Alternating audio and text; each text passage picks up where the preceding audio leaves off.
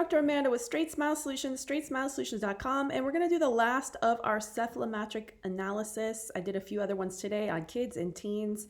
I had an open bite one, I had a deep bite one, and now we have a class 3 one. So a little bit of sampling of everything today. This is an adult. Super important that you are taking Cephs on any and all of your class 3 patients. I don't care if they're growing, they're not growing. Obviously, this patient is 20 and is a female, so and is no longer growing. 20 and a male might still be growing. But you still need to take a Ceph because you need to know what is going on. Too often I see doctors trying to take these Invisalign or ClearCorrect cases with class 3 without Cephs, and I'm like, whoa, we are moving blindly here. We have no idea if we can flare the incisors, can we not flare the incisors, what's going on? Is this a jaw surgery case? Can we possibly do this without jaw surgery? Just because the Clincheck or the Clear Pilot setup says you can doesn't mean it's possible. It doesn't mean that you won't be pushing teeth through the bone. You really, without a Ceph, you are not doing standard of care on a class 3 case. Hands down, every single case. I can't tell you this enough.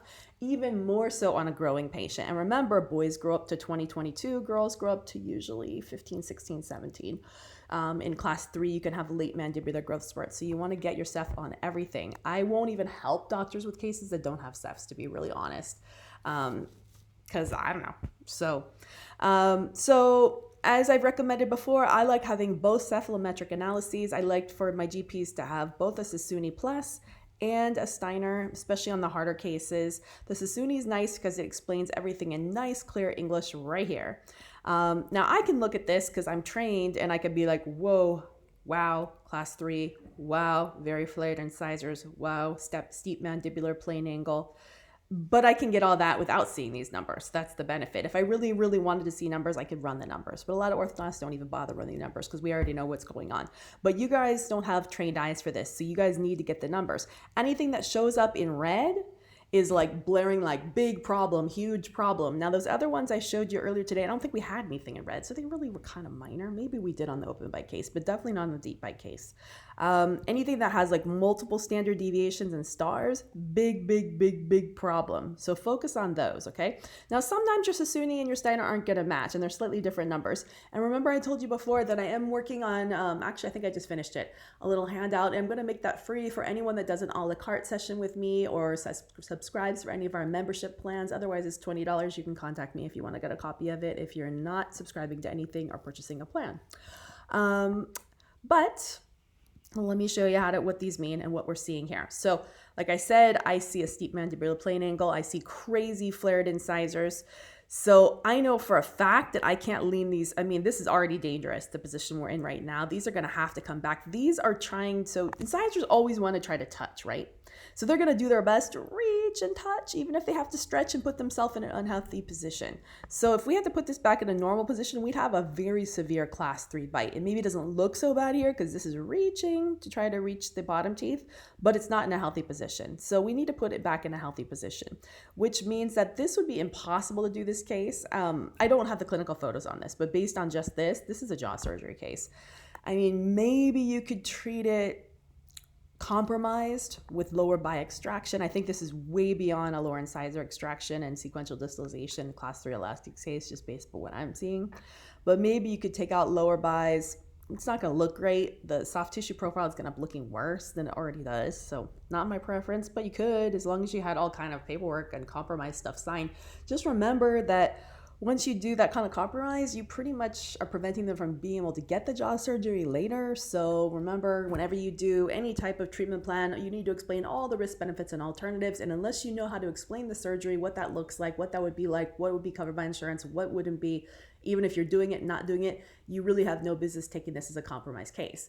You need to refer this patient to ortho so they can get the information on what perfect would look like. What would that look like? What does that involve? You'd be surprised how often it is fully covered by insurance, especially when it's done the right way. Because if the patient's having sleep apnea or airway issues, it often can be covered by insurance. And I've had patients before that had been so upset that GPs have botched them basically because they didn't explain what all the options are, and that is standard of care. So do not take a class 3 case. I can't emphasize this enough without Ceph numbers. Okay, so what do we see here? Well, the Sassoon basically tells you what I already said, right? Class 3 growth pattern, okay? What else? Upper incisor is protruded. I told you I saw that. Lower incisor is slightly retruded or upright. That's fine, but that just means that everything, we're having dental alveolar compensation, DAC. See, that's in red. That means the teeth are trying to lean. This is trying to lean back to reach this. This is trying to lean forward to reach that. That's all it is. It's just camouflaging itself, but it's actually putting itself in an unsteady position trying to reach. So we can't keep it like this. We have to put this where it needs to go. We have to put this where it needs to go, more upright, and it's going to make the class 3 actually worse. But that's what we got to do, right? That's what that means here. The upper incisor is leaning forward. That's the angle, okay? We have a steep mandibular plane angle. So say again, upper incisor is forward. Now, what is the cause of the class 3? Well, if we look at our SNA and SNB and our A and B, it doesn't look so crazy. It's not red. We have a couple standard deviations. So basically, this is a bimax case. Bimax means that both jaws are actually forward of the cranial base. That's okay. Nothing wrong with that. That just means you have a nice, better airway. But the lower is more forward than the top one, okay?